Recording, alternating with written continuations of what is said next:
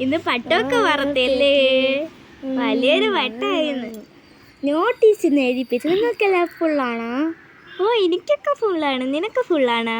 ഓ എനിക്കും ഫുള്ളാണ്. ചെറിയ മിസ്റ്റേക്കേ ഉള്ളൂ കേട്ടോ. ആ നല്ല പട്ടായിരുന്നല്ലേ വറുത്തിയത്?